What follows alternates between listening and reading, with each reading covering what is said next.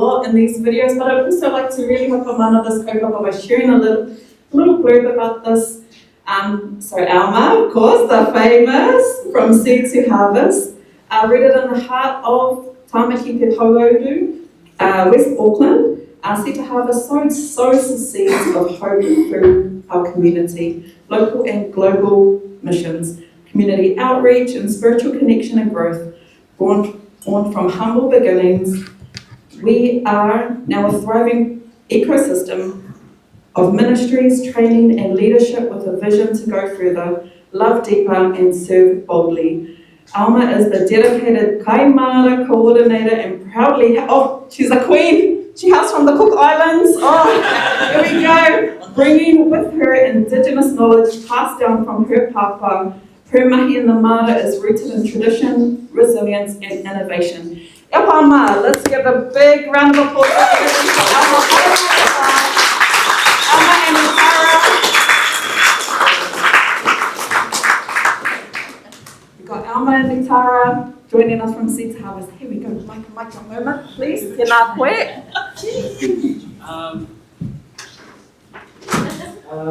Kia ora everybody. I'm the Alma Masakama, Richmond. Where do I start? First, welcome to you all to Seed2Harvest, a building that a lot of people find difficult to find and located. They actually think we are in the Waitemata replica. People have driven past trying to find us, despite the big logo in the front that says Seed2Harvest. And I just want to say thank you to Tilo and your team for leading this kaupapa and gathering everyone here in this space with a common interest to be a part of today's kōrero on developing new ideas and systems to enhance the way Kai has grown and shared. A little bit about myself. I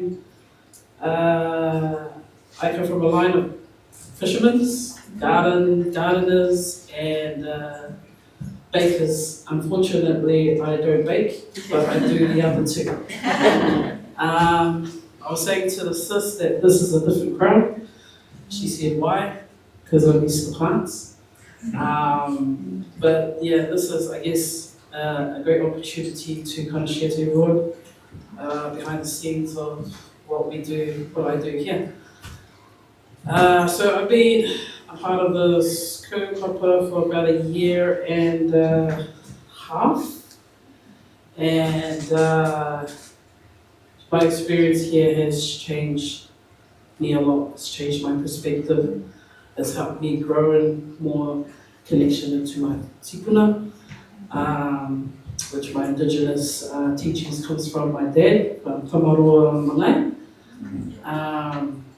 who also came here to Aotearoa, and I put to practice his Indigenous knowledge, which then I inherited out of my 5 siblings.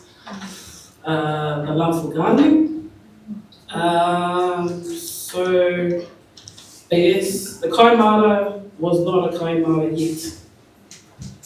It started off with a vision, a thought, a patch of land, and waiting for possibilities, waiting for seeds to be planted.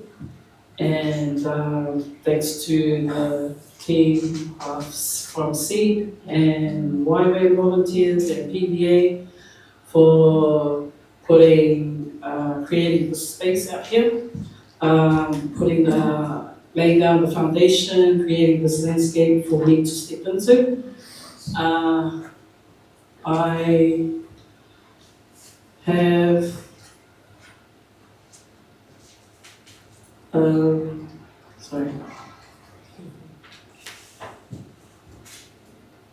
So my role here as the Kaimara coordinator is not just to grow food, but grow connections, grow relationship with our community, but also the relationship that has been forgotten through connecting with the inima. Personally for me, I found that since I've been at Seed, there's been a lot of healing happening through the garden for myself, but also for my community.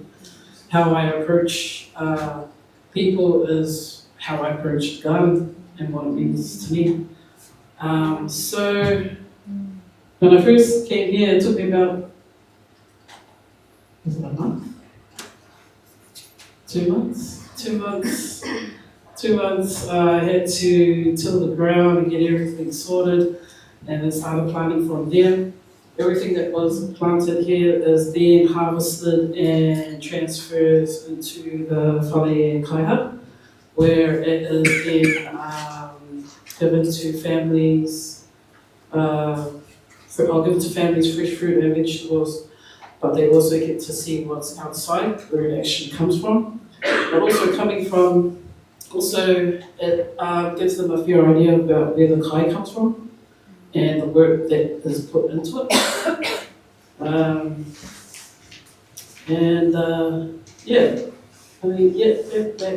That's me. Thank you.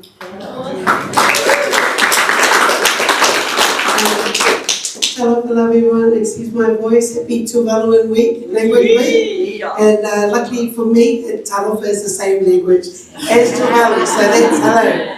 Welcome to Seed2Harvest, welcome to this kaupapa and this space. My name is Seed2Harvest, as you've seen on the screen. I thought I didn't have to speak because it all says it up there, but then I'm up here now. So I manage the whare, the food space, as well as other things within Seed2Harvest during the week. But I'm just really going to talk about how the whare had come about. So as you would have heard on the videos, is that we were doing food parcels. And we did that, obviously, like most of you that are here, you did it from the COVID times. Don't like to speak about that word because it's ancient history. But coming through that into now, we were doing parcels. But I think for us, what we found is that what we were receiving wasn't enough.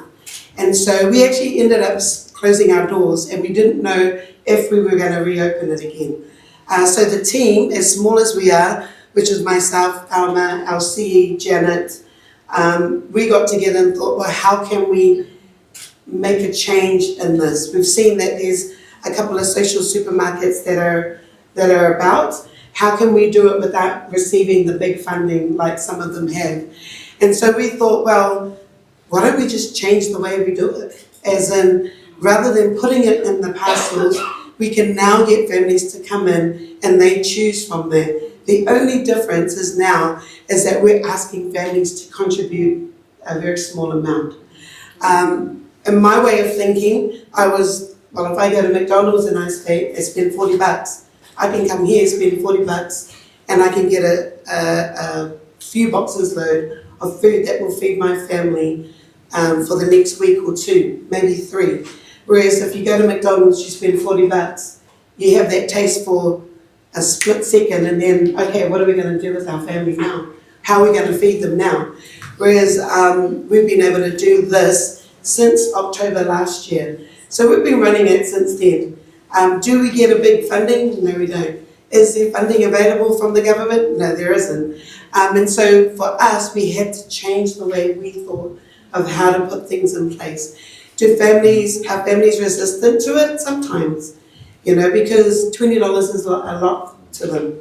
Whereas for me, or for our kaupapa, we think $20 will actually feed your whānau for a long time, for at least 3 weeks. And then during those 3 weeks, you can figure out, how do I get to another, how can I do it now? How can I save money here and there? And so since then, it's just been thriving. So it's just been thriving since then. And so one way for me, it's like I get to kōrero with families, find out what are the things that are challenging, what are the things that they need to change. We're not here to change them overnight. and that never happens. And you would, you're all in the same space as me, so you know it doesn't happen overnight. But it's the mindset. If they can change the way they think and receive things to not just throw it out the window, then they will change the way their family will be fed, or how they then, manage their finances and all of that sort of stuff. So Seed2Harvest is very small. We have only 3 part-time people that work here, and then the rest of us are volunteers. But we do a lot of work, and some of you, Therese is a testament to it, Lynette is a testament to it. We do a lot of things here. The other thing that Alma didn't mention is that she's also started garden workshops. So it's actually using the kaimara, teaching our families when they come through, they see the garden and go, oh my gosh, that's so cool. And that's great that you hear it from them, but the next step is actually coming in. That's the thing that we find that is hard, is that they then go, yes, it's really great, but they don't turn up, and that's disheartening. But for us, we just got to keep on going, because we know that the need out there is great. And so we've actually finished the 3rd garden workshop from there. And then the beauty of that is those that have come through the garden workshop, they now see the kaupapa in there with the wharekai and the kaimara, and then they want to be part of it. And so from our very first workshop, we have families as well as children that were homeschooled, that they come in every Tuesday and help us. You would have seen High Tech that was on there. He's actually literally a master chef of Myanmar. So when I applied for that on Volunteering Auckland, I had my word as my title was Master Chef. I did not think we would get a Master Chef. So I was very, very thankful to Leatua. But we're so lucky because now we don't have to go and buy food. We get it cooked for us, and some of them have seen, Petila's probably seen, it's 3-course dining. Who gets that in a volunteer role, right? But we're very, very thankful. And so this is a little bit about who we are. I don't want to go on and on because I could just keep on talking, but I know we've got a lot of things to get through. But I do want to acknowledge our CE, Janet Tutama, because she's the one that constantly does the funding, constantly gets out there. And it's not easy, right? I'm sure we're all in that same boat where money is, we're all fighting for that funding. But when it comes through, we're very, very grateful. Whether it's little or whether it's a lot, we're very, very thankful.